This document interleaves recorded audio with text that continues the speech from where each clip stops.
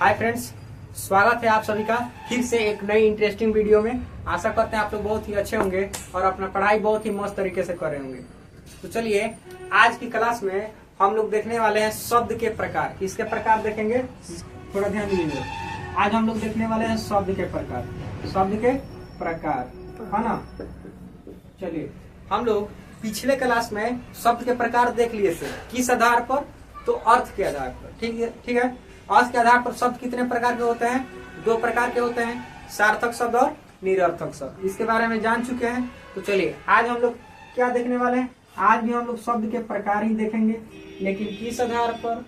ध्यान दीजिए, हम लोग देखेंगे बनावट या रचना के आधार पर। किस आधार पर? बनावट या रचना के आधार पर। ठीक है। बनावट या रचना की दृष्टि से शब्द कितने प्रकार के होते हैं? तो आंसर सुनिए, बनावट या रचना की दृष्टि से शब्द तीन प्रकार के होते हैं। कितने प्रकार के? तीन। बनावट या रचना की दृष्टि से शब्द तीन प्रकार के होते हैं। कौन कौन? अब ध्यान दीजिए। एक होता है रूढ़। क्या होता है? रूढ़। ठीक है। दूसरा होता है यौगिक। दूसरा क्या होता है? यौगिक। और तीसरा होता है युग रूढ़। तीसरा क्या होता है? युग रूढ़। ठीक है। अब इसको ध्यान से समझिए, एक बार में एकदम दिमाग में सेट। ठीक है। अब देखिए इधर, रूढ़ शब्द क्या है? ठीक है। रूढ़ क्या होता है? तो ध्यान दीजिएगा, कोई भी अगर शब्द है और उसका खंड करेंगे, क्या करेंगे? खंड। अगर किसी भी शब्द का खंड करने पर, मतलब उसको तोड़ने पर अर्थ ना निकले, कोई भी अर्थ ना निकले, अर्थ ना निकले, माने वैसा शब्द जिसका खंड करने पर कोई अर्थ ना निकले, उसको क्या कहते हैं? उसको कहते हैं रूढ़ शब्द। क्या कहते हैं? रूढ़ शब्द कहते हैं। बोलिए, याद हुआ कि नहीं? वैसा शब्द जिसका खंड करने पर कोई अर्थ ना निकले, उसको क्या कहते हैं? रूढ़ कहते हैं। जैसे देखिए, जैसे इधर देखिए, जैसे हम लिखे दिल। क्या है? ये दिल। ठीक है। अब हम लोग दिल को तोड़ देंगे। क्या करेंगे? दिल को तोड़ देंगे। ठीक है। तो दिल को तोड़िए। कैसे तोड़ेंगे दिल को? मार के नहीं तोड़ना है। देखो इधर, दिल को एकदम आधा आधा तोड़ देना है। तोड़ दिया ना दिल को। देखो कितना अच्छा दिल था, हम आधा आधा तोड़ दिए, है ना। अब दिल को जब तोड़े हैं यहाँ पे, तो क्या क्या हुआ? एक साइड क्या हो गया? दी, एक साइड लो। अब बताइए, दी का अर्थ क्या होता है? दी का अर्थ कुछ होता है? नहीं होता है। ल का अर्थ कुछ होता है? नहीं होता है। तो देखिए, इसका तो हम खंड किए, लेकिन इसका कौन अर्थ निकल रहा है? कौन अर्थ नहीं निकल रहा है। तो ये क्या हो गया? ये हो गया रूढ़ शब्द। क्या हो गया? रूढ़ शब्द। अच्छा, दूसरा मान लीजिए कि हम लिखे कान। कान क्या है? कान। ठीक है। अब देखिए, अब कान को भी क्या करेंगे? तोड़ेंगे। किसी को पकड़ लेंगे और कान को तोड़ देंगे। उस तरह नहीं है। देखो इधर, कान को क्या करेंगे? कान को भी तोड़ देंगे। कान को दो आधा कर दिए। अब देखो, एक साइड का, एक साइड नौ। मान लो कि एक साइड का है, एक साइड नौ है। तो का अर्थ क्या होता है? कुछ माने अर्थ निकल रहा है। अच्छा, नौ का अर्थ क्या होता है? इसका कुछ अर्थ निकल रहा है? नहीं निकल रहा है। तो ये क्या हो गया? ये हो गया आपका रूढ़ शब्द। समझ में आया? अगर हम लिख दें यहाँ पे कि नाक, नाक है, नाक है, उसको हम तोड़ देंगे। नाक को तोड़ दिए तो न करना नाक हो जाएगा, लेकिन ना का कोई अर्थ निकलेगा? बताइए, ना का कोई अर्थ निकल रहा है? नहीं। क का कोई अर्थ निकल रहा है? नहीं। तो जिसका खंड करने पर कोई अर्थ ना निकले, उसको क्या कहते हैं? उसको रूढ़ शब्द कहते हैं। क्या कहते हैं? रूढ़ शब्द। ठीक है, बोलो सब क्या कहते हैं उसको? रूढ़ शब्द। अब देखिए, दूसरा क्या है? यौगिक। दूसरा क्या है? यौगिक शब्द। अब समझिए, अब इसका उल्टा ई देखिए, यौगिक क्या होता है? जिसका खंड करने पर, जिसका खंड करने पर कोई अर्थ निकले, जिसका खंड करने पर कोई अर्थ निकले। जैसे हम कहे हैं विद्यालय। क्या है? विद्यालय, है ना। अब देखिए, विद्यालय को जब तोड़ेंगे तो दो आधा होगा, एगो विद्या और दूसरा लय। तो विद्या मतलब तो विद्या होता है, ये हम लोग जानते हैं। अब देखिए, जब विद्यालय को तोड़ेंगे तो ये दो भागों में हो जाएगा, विद्या प्लस आलय। क्या हुआ? विद्या प्लस आलय, है ना। विद्या प्लस आलय। विद्या मतलब विद्या, आलय मतलब घर। माने विद्या के घर को क्या कहते हैं? विद्यालय कहते हैं। हम कहें देवालय। क्या कहेंगे? देवालय। देखिए, देवालय, देवालय कहेंगे। देवालय, यहाँ पे देखिए, देव के आलय। देव के आलय को क्या कहते हैं? देवालय कहते हैं। तो ये देखिए दोनों का अर्थ निकल रहा है कि नहीं, दोनों का अर्थ निकल रहा है तो क्या होगा, यौगिक। समझ में आ रहा है।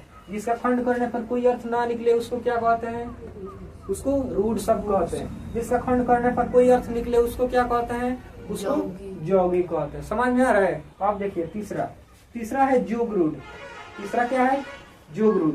इसको यहाँ पे लिखते हैं तीसरा का नाम बोलिए क्या है, जोग रूढ़। ठीक है। आप देखिए जोग रूढ़ क्या होता है। देखिए इसमें क्या होता है कि कोई भी शब्द है, मान लीजिए कोई भी शब्द है, अगर वह साधारण अर्थ को छोड़कर, माने साधारण अर्थ को छोड़ देगा, आप विशेष अर्थ प्रकट करेगा, उसको क्या कहेंगे, उसको जोग रूढ़ कहेंगे। माने साधारण अर्थ को छोड़ देगा, साधारण अर्थ को छोड़कर विशेष अर्थ प्रकट करेगा। विशेष माने साधारण अर्थ प्रकट नहीं करेगा, विशेष अर्थ प्रकट करेगा। जैसे हम कहे लंबोदर, तो लंबोदर कहने से क्या, किसका बोध हो रहा है, माने किनका बोध हो रहा है लंबोदर कहने से, गणेश जी का। हम कहे गणपति, तो गणपति, देखिए गणपति एक शब्द है, लेकिन इससे किनका बोध हो रहा है, गणेश जी का। यह एक विशेष अर्थ प्रकट कर रहा है कि नहीं, विशेष अर्थ। हम कहे भोलेनाथ, तो भोलेनाथ से किनका बोध हो रहा है, महादेव का। ये भी एक विशेष अर्थ प्रकट कर रहा है। हम कहे कमल नयन, कमल नयन किसको कहते हैं, विष्णु भगवान को। तो इससे भी एक विशेष अर्थ प्रकट हो रहा है। तो जो साधारण अर्थ को छोड़कर विशेष अर्थ प्रकट करता है उसको क्या कहते हैं, उसको योग रूढ़ कहते हैं। समझ में आया। चलिए तो रूढ़ शब्द क्या है, सबसे पहले शुरू से आते हैं। शब्द के प्रकार हम लोग देख रहे हैं किस आधार पर, बनावट या रचना की दृष्टि से। तो चलिए आप लोग बताइए कि बनावट या रचना की दृष्टि से शब्द के कितने भेद, 3 भेद होते हैं। कौन कौन, रूढ़, यौगिक, जोग रूढ़। रूढ़, यौगिक, जोग रूढ़। अब रूढ़ शब्द क्या है, तो जिसका खंड करने पर कोनो अर्थ ना निकले उसको क्या कहते हैं, उसको रूढ़ शब्द कहते हैं। जिसका खंड करने पर कोई अर्थ ना निकले उसको रूढ़ कहते हैं। जैसे कान, नाक, दाल, चावल, दाल को तोड़िए, दाल और दाल। ठीक है। तो मान लीजिए दा का कोई अर्थ यहाँ पे निकल रहा है, ल का निकल रहा है नहीं। अब देखिए यहाँ पे यौगिक किसको कहते हैं, जिसका खंड करेंगे लेकिन उसका कोई अर्थ निकलेगा, अरे निकलेगा, खंड करने पर कोई अर्थ निकलेगा, उसको क्या कहेंगे, उसको यौगिक शब्द कहेंगे। और जोग रूढ़ क्या है, साधारण अर्थ को छोड़कर विशेष अर्थ प्रकट करेगा, साधारण अर्थ को छोड़कर विशेष अर्थ प्रकट करेगा, उसको जोग रूढ़ कहेंगे। जैसे गजानंद, लंबोदर, बिना पानी, चक्रपाणी, चाहे कमल नयन। ठीक है। ये सब देवी देवताओं का पर्यायवाची नाम है। आप लोग बचपन में पर्यायवाची शब्द पढ़े हैं, तो वही है। तो समझ में आ गया तीनों। अब चलिए तीनों का परिभाषा लिख देते हैं। ठीक है। चलिए सब कोई फटाफट तीनों का परिभाषा लिखेंगे, एकदम 2 से 3 मिनट में पूरा, है ना। चलिए अब इसको मिटाते हैं। चलिए लिखिए रूढ़ शब्द, लिखिए रूढ़ शब्द क्या है, लिखिए। तो देखिए बनावट या रचना की दृष्टि से शब्द के प्रकार, बनावट या रचना की दृष्टि से शब्द कितने प्रकार के, 3 प्रकार के लिख दिए। 1 नंबर में क्या होता है, रूढ़। तो रूढ़ लिख कर डैश दीजिए, अंडरलाइन कीजिए, लिख लीजिए वैसा शब्द जिसका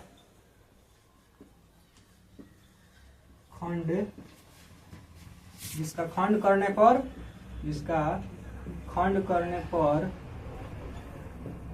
कोई अर्थ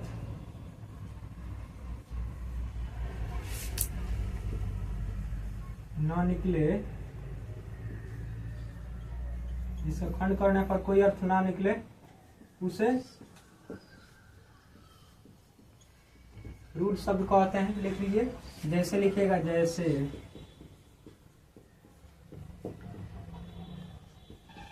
नाक, कान, दिल, डॉलर। ठीक है। दूसरा क्या है, यौगिक।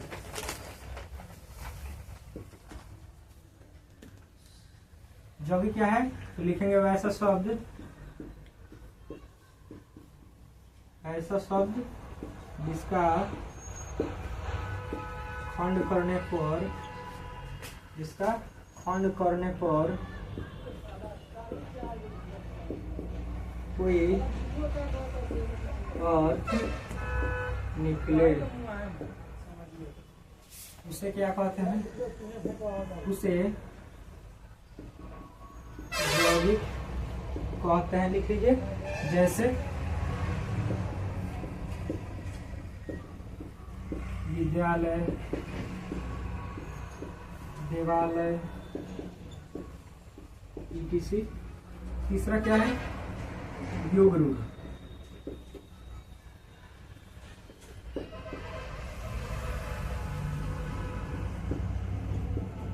वैसा शब्द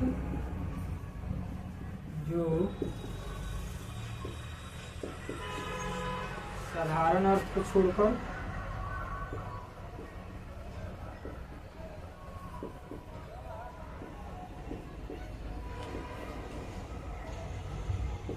विशेष अर्थ